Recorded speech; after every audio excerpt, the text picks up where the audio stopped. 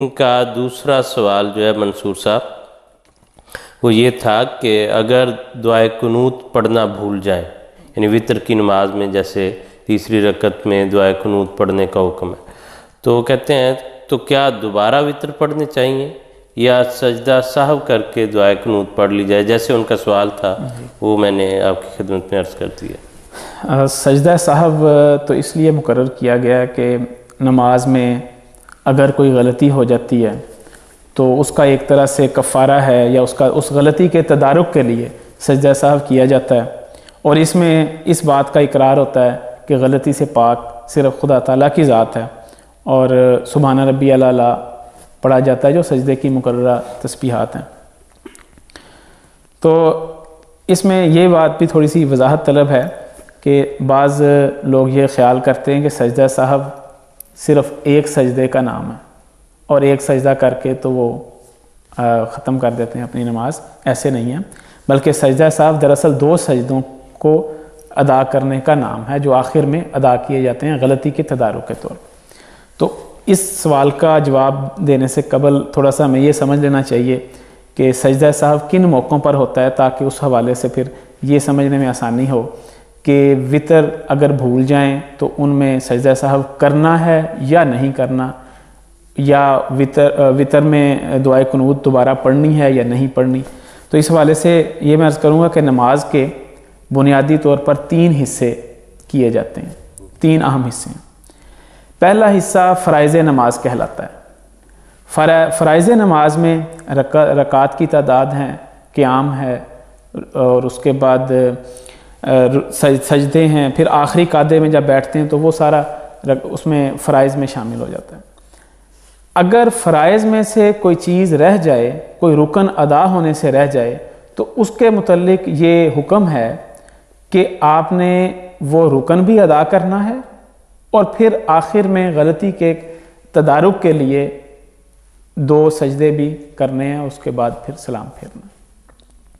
مثلا اگر کسی کا کوئی سجدہ رہ گیا، فرض کر لیں،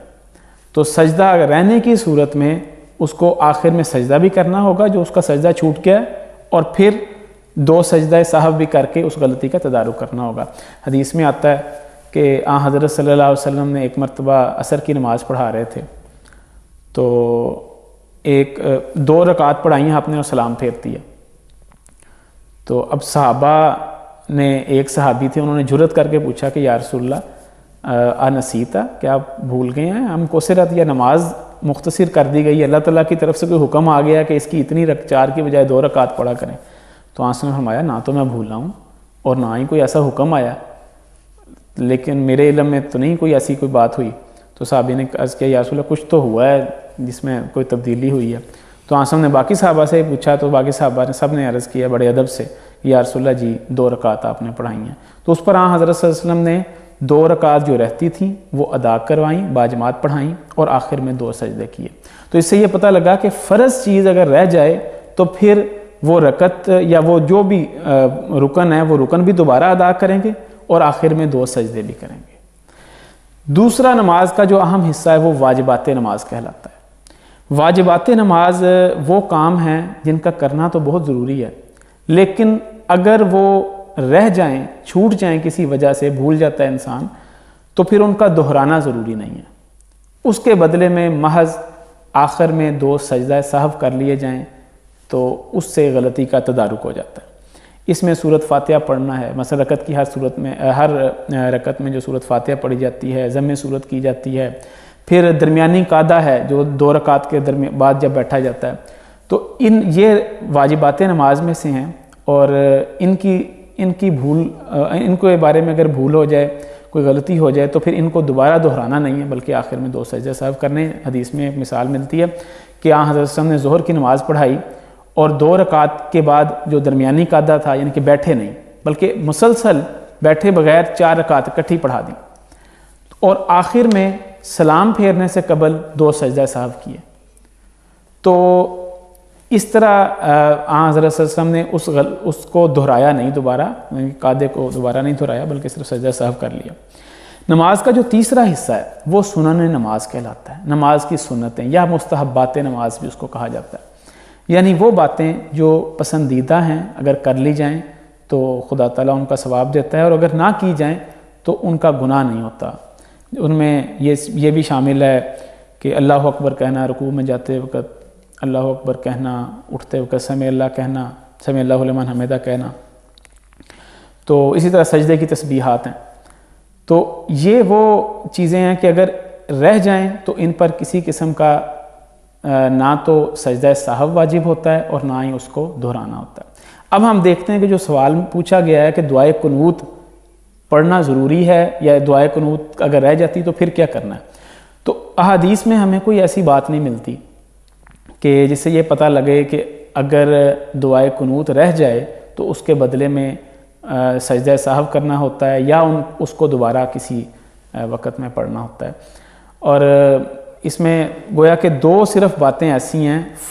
فرائض نماز اور واجبات نماز، کہ اگر ان دونوں میں سے کوئی حصہ رہ جائے تو پھر آپ نے سجدہ سہو کرنا ہے ورنہ نہیں کرنا۔ لیکن اس میں یہ بھی میں عرض کروں گا کہ اس میں یہ بات غور طلب ہے کہ کوئی یہ نہ سمجھ لے کہ دعائے قنوت پڑھنا ضروری نہیں ہے اور ٹھیک ہے جان بوجھ کے چھوڑ دیں اور چلتے جائیں۔ اس کو حضرت صلی اللہ علیہ وسلم نے پڑھا ہے، خود بھی پڑھا، صحابہ بھی پڑھا کرتے تھے، اور بلکہ حضرت مسیح موعود علیہ السلام نے بہت پسند فرمایا۔ ایک مرتبہ حضرت پیر سراج الحق نعمانی صاحب رضی اللہ تعالیٰ عنہ نے حضرت مسیح علیہ السلام کے پاس تشریف رکھتے تھے، بیٹھے تھے، پوچھا کہ حضور بعض لوگ یہ کہتے ہیں کہ جو دعائے قنوت ہم نماز میں وطر میں پڑھتے ہیں اس کی کوئی سند نہیں ملتی، بڑی کمزور روایت ہے، تو اس کے بارے میں آپ کا کیا فیصلہ ہے؟ تو حضرت مسیح موعود علیہ السلام نے ان کو جواب دیا کہ دیکھیں یہ جو دعا ہے اتنی پاکیزہ دعا ہے، اتنی حمد سے بھری ہوئی دعا ہے کہ یہ سوائے اس ذات اقدس کے جس کے دل میں ہر وقت خدا تعالیٰ کی حمد رہتی تھی، اس کے علاوہ کسی کے منہ سے یہ الفاظ نہیں نکل سکتے، اس لیے یہ دعا ضرور پڑھنی چاہیے۔ لیکن پڑھنے کے باوجود یہ ان فرائض میں سے نہیں ہے کہ جس کے نتیجے میں آپ کی نماز نہیں ہوگی یا وطر نہیں ہوں گے یا ان کے بدلے میں سجدہ صاف کرنا پڑے گا۔ جزاک اللہ منصور صاحب، جیسے منصور صاحب نے ذکر فرما دیا کہ دیکھیں ہم جب پوچھا گیا ہے تو ہم بات کو